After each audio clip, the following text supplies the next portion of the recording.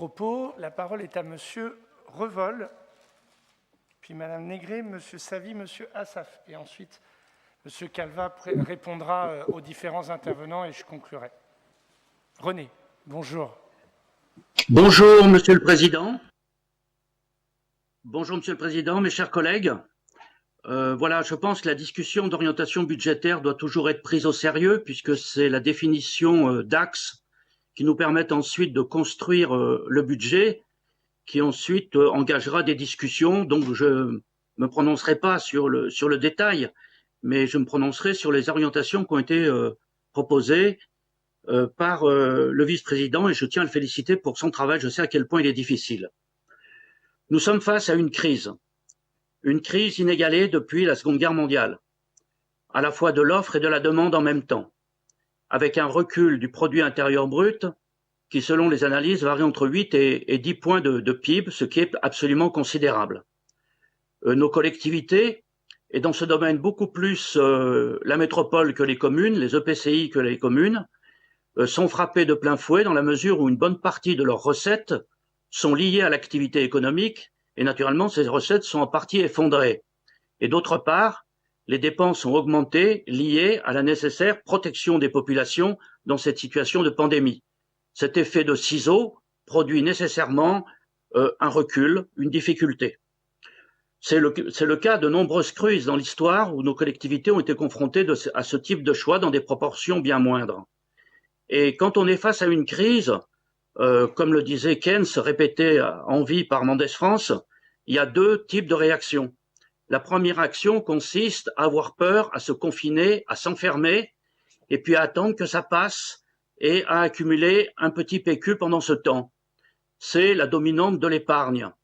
Et puis, il y a une autre façon de réagir à la crise, c'est tout en se protégeant des effets de cette crise, décider de relancer l'activité, et notamment de la relancer par l'investissement. C'est pour ça que j'approuve totalement l'orientation générale qui a été donnée dans cette orientation de faire que dès cette année, et bien sûr encore plus les années suivantes, nous relancions l'activité sur notre territoire par l'investissement. Cela me paraît essentiel. Et de ce point de vue, je ferai remarquer à mon cher collègue Max Levita qu'il n'y a pas que les pistes cyclables à l'intérieur, même si j'ai aucun mépris pour les pistes cyclables et que je signale que les travaux publics, les travaux de voirie jouent un rôle essentiel avec beaucoup de petites entreprises sous-traitantes sur le territoire et que ça conditionne énormément d'emplois. Je voudrais aussi que désormais, dans cette mandature, on fasse afficher également dans les documents budgétaires sous forme d'annexes les investissements qui sont réalisés par la Régie de l'eau. Puisque la Régie de l'eau a la personnalité morale, elle n'apparaît pas dans le document. Il suffit d'ajouter, comme le font d'autres métropoles, un document dans lequel on dit il y a tant d'investissements qui sont faits par la Régie de l'eau. Ce n'est pas encore le cas pour l'assainissement, mais c'est un autre problème que j'aborderai immédiatement après. Donc au niveau de la Régie de l'eau, nous sommes en train, l'appel d'offres est lancé, nous sommes en train de choisir ceux qui vont construire l'usine de Vallée d'Eau, et je signale que sur les 2 années qui viennent, ça sera un investissement de 23 millions d'euros avec beaucoup d'entreprises locales qui seront concernées.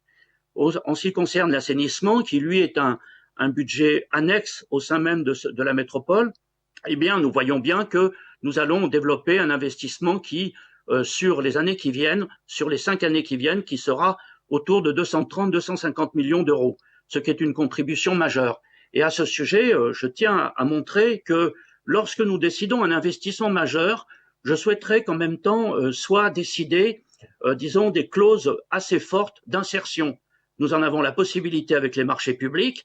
La loi nous permet d'établir jusqu'à 7% des heures travaillées dans ces chantiers. Nous ne pouvons monter jusqu'à 14% et plus, tout sans déstabiliser pour autant le chantier. Et ça nous permet de remettre dans l'emploi une bonne partie. Et ça contribue au fait que si nous décidons la relance par l'investissement, ce n'est pas n'importe quel investissement. C'est d'abord un investissement qui participe du bouclier social, qui fait partie des engagements que nous avons pris sur cette mandature. Donc, je ne reviens pas sur ce qu'a dit notre collègue Jiménez, qui est très juste à ce sujet, mais aussi c'est des investissements qui doivent favoriser la transition écologique. Et dans ce domaine, nous devons vérifier point par point le contenu écologique de nos investissements, que ce soit la rénovation thermique, que ce soit ce qui favorise la mobilité, ce qui favorise le zéro déchet et ainsi de suite.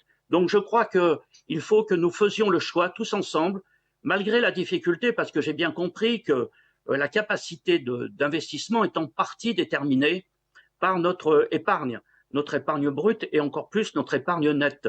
Et bien sûr, il nous faut à la fois assurer un certain maintien de cette épargne pour pouvoir continuer à, disons, emprunter et pouvoir mener ce débat. Aujourd'hui, cette épargne ne doit pas être consacrée au remboursement de la dette. Ça serait une catastrophe économique de faire ça. Il faut que cette épargne soit un levier pour investir. Voilà ce que je voulais dire pour donner mon accord avec l'orientation générale qui est donnée. Merci beaucoup